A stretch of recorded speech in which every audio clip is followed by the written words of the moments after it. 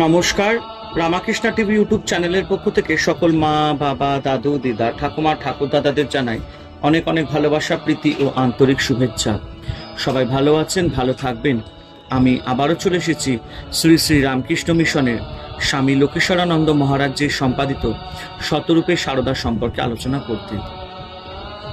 আজকে আমরা আলোচনা করব শতরূপে সারদা থেকে শ্রী শ্রী মা ও সাধিকা চতুষ্টয় অধ্যায় থেকে গোলাপ মা সম্পর্কে।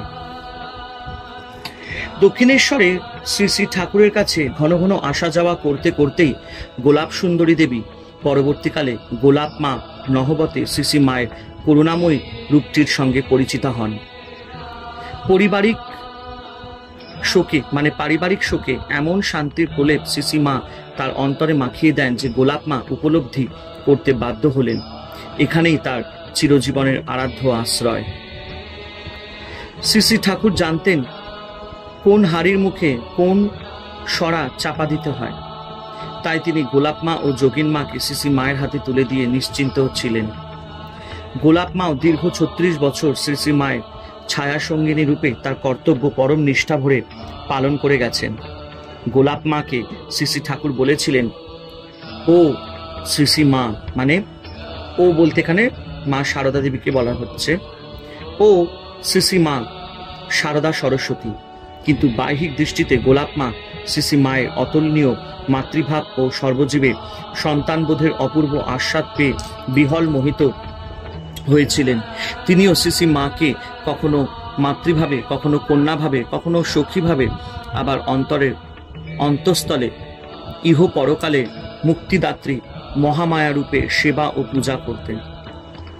শ্রী শ্রী ঠাকুর অপ্রকট হবার পর থেকে গোলাপ মাই ছিলেন শ্রী শ্রী মায়ের অন্যতমা সঙ্গিনী, সেবিকা, সচিব, পত্রী।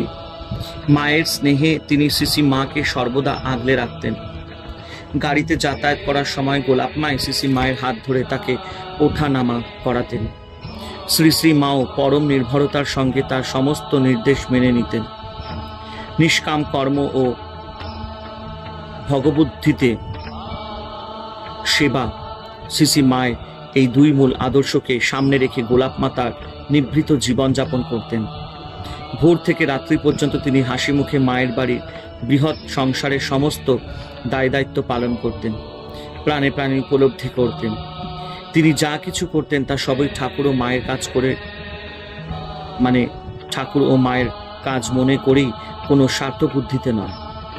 আবার উদয়াস্ত কর্মের অবকাশে মায়ের অনুসরণে তিনি প্রতিটি মুহূর্ত জপ ধ্যানে কাটাতেন। শ্রী শ্রী মায়ের আদর্শে অনুপ্রাণিতা গোলাপ মা দিন দুঃখীর অভাব মোচনে সদা তৎপর থাকতেন। পারিবারিক সূত্রে তার প্রাপ্য মাসিক 10 টাকার প্রায় সবটাই তিনি দান করে ফেলতেন।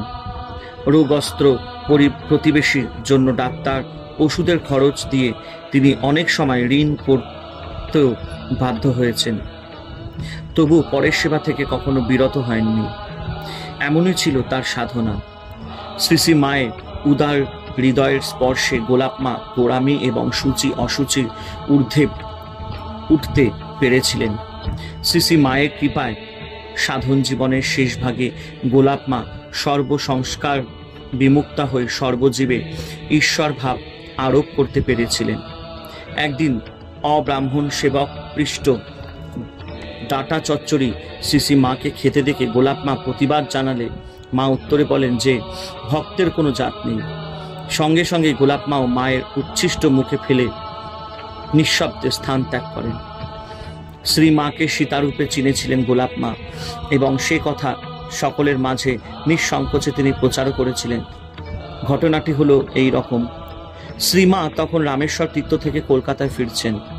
কেদারবাবু তার সাথে দেখা করতে এসেছেন। তিনি শ্রীমাকে প্রশ্ন করেন, রামেশ্বর প্রভৃতি কেমন দেখলেন?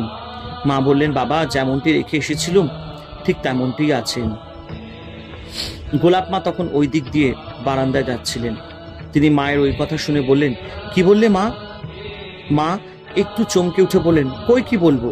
বলছি এই তোমাদের কাছে যেমন শুনছিলুম ঠিক তেমনটি দেখে বড় আনন্দ হয়েছিল। তখন গোলাপ মা বললেন, না না না মা, আমি সব শুনেছি। এখন আর কথা ফেরালে কি হবে? কেমন গো কেদার? এই কথা বলতে বলতে তিনি সেখান থেকে চলে গেলেন ও যোগীন মা প্রভৃতিকে সব বলতে লাগলেন।